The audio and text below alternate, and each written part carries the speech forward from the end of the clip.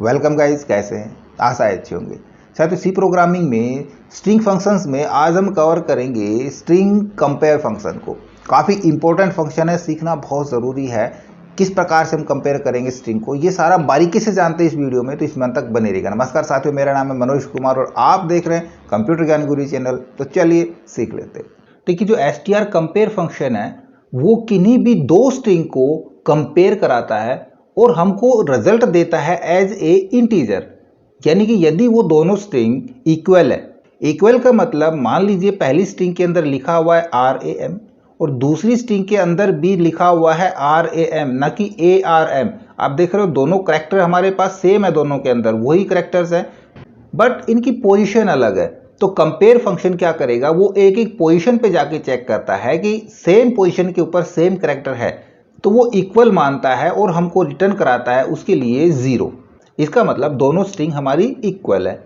और यदि दोनों स्ट्रिंग इक्वल नहीं है तो उस स्थिति में ये हमको रिजल्ट देगा या तो नेगेटिव में या पॉजिटिव में। किस प्रकार से, मान लीजिए एक स्ट्रिंग के अंदर लिखा हुआ है, स्ट्रिंग 1 में राम लिखा हुआ है और स्ट्रिंग 2 में श्याम लिखा हुआ है। अब जब हम strcmp फंक्शन के अंदर पैरामीटर दे स्ट्रिंग 1 कोमा स्ट्रिंग 2, तो यदि पहले वाली स्ट्रिंग बड़ी है 0 से तो हमको ये रिजल्ट देगा पॉजिटिव में, और यदि दूसरी वाली स्ट्रिंग बड़ी है पहले वाली से तो रिजल्ट आएगा नेगेटिव में। तो रिजल्ट नेगेटिव में आए या पॉजिटिव में आए तो इसका मतलब है कि वो दोनों स्ट्रिंग इक्वल नहीं है। इक्वल कब है, जब दोनों 0 है।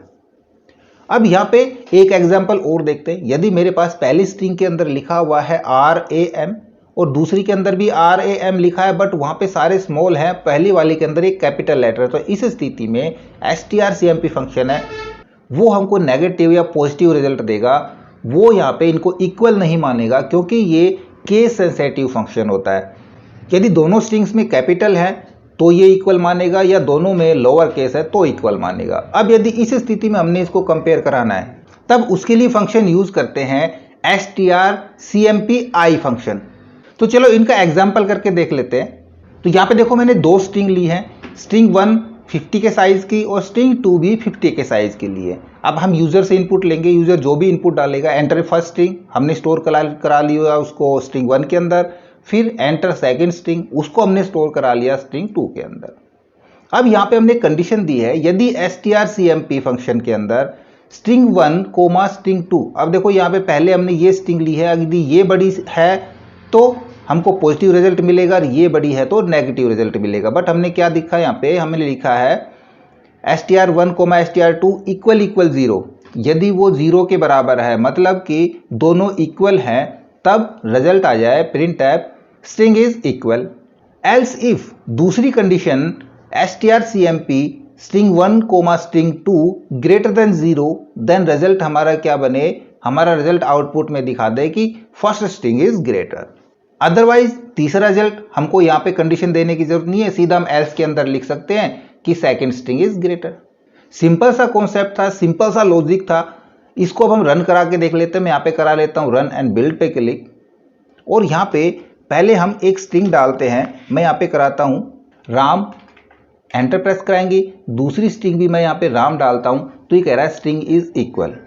एक और एग्जांपल करके देखते हैं। फिर से मैं यहाँ पे रन एंड बिल्ड पे क्लिक कराता हूँ, इस बार मैं डालता हूँ RAM, R कैपिटल किया, फिर मैं स्मॉल RAM। इस स्थिति में देखो कह रहा है second string is greater than, और यदि हमने R को इसमें कैपिटल कर दिया होता तो ये फर्स्ट स्ट्रिंग को ग्रेटर बता देता। अब हमने इस प्रकार का भी केस इनसेंसिटिव भी मैच कराना है, तब हमको इस प्रोग्राम में सिर्फ और सिर्फ यहाँ पे जो strcmp है इसकी जगह strcmpi कराना पड़ेगा, और यहाँ भी करा देंगे हम i यूज।